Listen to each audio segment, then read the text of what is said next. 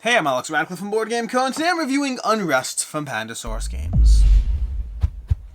Unrest is a two-player asymmetric game where one player is trying to defeat the resistance and another player is, well, trying to slowly overcome and overthrow the capital, the Empire, or whatnot. I don't know if it's actually the Empire, but it feels like this was designed as a Star Wars Empire versus Rebel game, and instead it's this. I don't know if that's true or if I heard that somewhere, but it just feels that way. But either way, in this game, this is Unrest. You're going to have one player who's playing as the rebellion. They're trying to overthrow the capital. And one player is trying to stifle that rebellion. To that end, let's just go ahead and walk through a round or two because I think that will help it make the most sense. We're going to go ahead and draw 5 cards as the Empire, as the rebel over here. I don't actually know if the size. There might be actual size. There's side names. We have the rebellion and we have the Empire. There's like the Rebellion and the Empire. There's actually the Rebellion and the Empire. We're going to have 5 cards in my hand over here, and these cards are going to range in values from 2 to 6 in 4 different suits, plus a few misdirection cards. But then what I'm going to do is I'm going to go ahead and play 3 of these cards. I'm going to take this area of interest token over here, and I'm going to place it between 2 areas. I like to start on the edges over here. I think it's a little smarter for the Rebellion player.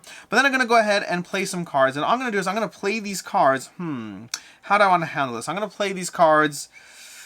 I'm going to play the following. Okay, so I'm going to play 2 cards face down and 1 card face up. That's not a choice. I have to do that. It's the choice of what I played that's going to be a question. You see, these are the 3 cards I played. We have 1 face up and 2 face down. And then we also have goals over here. These are the goals of how I can actually overthrow one of these 5 locations. The trick is I need to overthrow 3 of these locations before time runs out. And to that end, I've played these cards and I'm trying to fulfill certain objectives. Again, remembering this 4 suits, this values 2 through 6, and then this 4 misdirection cards. So, what are the possible objectives? Objective 1 that's always in play is where simply the sum total of all the cards in a location is 21. And a location means a location. Right now, these 3 cards can go to either of these 2 locations, but we'll show you how that plays in a second. The other option over here is the total upheaval value is 8 or more, and there's no disruption. Upheaval is one suit, disruption is another. Over here, we have disruption has to be greater than the total supplies value, and disruption and supplies value has to be at least 3, meaning disruption has to be at least 4. And then lastly, you have to have 3 or more cards of any 1 value in a location. Those are the cards and the options we have on the table, which just means now it's time for the Empire to respond. The Empire has 4 possible actions they can take, but they have to alternate rounds, taking 2 actions one round, and then the remaining 2 the other round. At which point they flip the tokens back up, and they can continue that process. So, right about now, the Empire over here, they have these 4 chips over here, and those 4 chip powers are going to be the following. We're going to have Surveil over here, which has to reveal a hidden card of your choice. You can look at one of these 2 cards and reveal them. We have Destroy, which simply destroys one of the cards. We have Reroute, which makes you move a card to a different location, and we have Blockade, which stops you from putting any cards into one of the locations. And so right now, I don't know what to do right now, but what I will do is I'll go ahead and destroy a card. I'm going to destroy this card over here, so we destroyed that card. This card's gone. It stays whatever, face up or face down, it maintains its positioning. It does not reveal information to the other player, to the Empire right now. He knows he destroyed something, he doesn't know what it is. Although if it's a misdirection card, you do have to reveal that. So, we go ahead. We're choosing one of these. Maybe let's go ahead and reroute. We don't know exactly what he wants, but we're going to go ahead and force this card out of the locations. We're going to pop it down over here, and then this card, I can choose now as the Rebellion where to put this one. So I'm going to put this one over here, and we're going to go ahead and flip down reroute, and now we go ahead to the next round. In the next round, I dropped my hand size, which means I'm going to draw 3 more cards over here to replace the 3 that are gone, and then think about how I want to go ahead and play this. I'm going to move the area of interest token over here. I'm going to try to pop that over there to see what I can do. And then I'm going to go ahead and play the following. I'm going to go ahead and play these 2. You know what, actually? Yeah, you know what? I'm going to stick with this. I'm going to go ahead and play these 2 face... These 2 face up over here. And then this one face, I'm going to place those 2 face down and this one face up. So I'm placing these over here. These are my selections over here, the choices that I can make. And now he can go ahead and reveal a card. He can surveil a card and he can blockade an area. So let's go ahead and surveil a card. Let's go ahead and flip this over, surveil a card, flip it over, and we got a disruption card. Now I know that disruption needs to be a value 5. And the problem, here's the problem. Here's what we got, okay? So we need to have supplies and disruption. So I'm in a bit of a pickle right now because I can't afford to have these cards go to the same zone, but I don't think I can stop that. I think, unfortunately, the other player actually won. I think, well, not won one of the 3 zones, because here's the problem. My other opportunity is to blockade one of the 2 zones, which means all the cards will go into one zone instead of being able to split them. The tricky part is, I don't think that helps me, because right now, disruption and supplies means we'll have a disruption value of 4 or greater, and a supplies value, oh no, disruption needs to be greater than the total supplies. So it might depend on what else this card is. So I think I'll go ahead and blockade this zone, because that will allow me to put these down over here. And let's see right about now, if the Rebellion player did have more disruption in this zone, actually I have to check and find out, if they had more disruption, they could reveal it and show that they won this location. Because they haven't, therefore they have not won that zone. And then you continue that process going back and forth. That's basically the back and forth. The Empire has 4 actions: destroying cards, looking at cards, rerouting cards, and blockading entire zones. The Rebellion is trying to put their cards into different zones to try to achieve the objectives of the game. At first, it might seem like the Rebellion has the upper hand, but as the game starts hitting a midpoint, you see all different ways the Empire can get in the way. And then as you crest towards the end, that's where the Rebellion either does or doesn't make it in a final last-ditch effort, because on their final turn, they're going to have 3 cards left in their hand. That's all they're going to have. They're going to draw 1 final card up, and they're going to have a hand of 3 cards, and they can place those cards into any zones, disregarding the area of interest, meaning they have a little bit more freedom and flexibility, although of course the Empire still has tools to get in the way. And that is basically how you play Unrest. It is a 2-player back and forth game as you try to get in each other's heads, as you try to be mindful of what you're trying to achieve, being mindful of how you think your opponent will react to a degree of hidden information in the game. It is well, let's talk about my opinion on the game.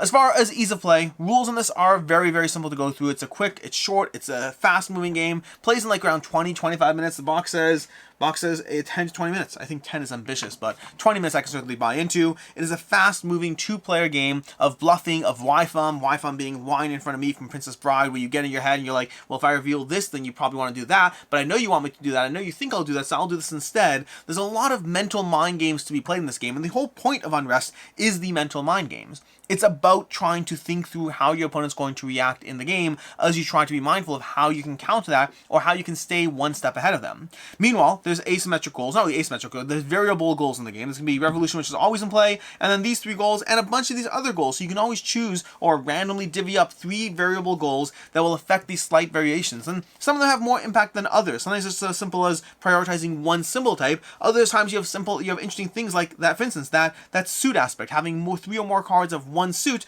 You see, for example, over here, I had another 5 over here, and I had a 5 over here. I didn't have a 5 here. I messed up over there. Did he kill the 5? He killed the 5. Never mind, I thought I had a 5. I actually probably should have paid a bit more attention instead of teaching the game.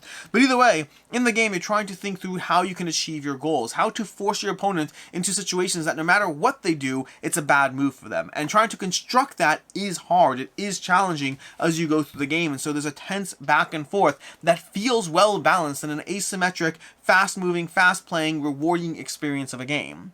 As far as things I don't like in the game, it is fairly one-dimensional, which is fine. It's a 10 to 20 minute long game. Again, 10 minutes might be pushing it, but it is a fairly fast-moving game, so it's not a big deal. But the entire game is play a bunch of cards and then take your actions and try to get in each other's heads. There's not a lot of variance to the experience. I don't think it's that necessary because it's a 20-minute long game, but it is the kind of game that I could see getting repetitive if you played it too much, too often, too quickly.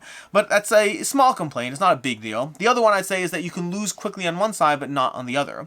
Playing as the Rebellion, you can actually win faster than time running out. Playing as the Empire, your only way to win is time running out. You have to outlast the opposing player.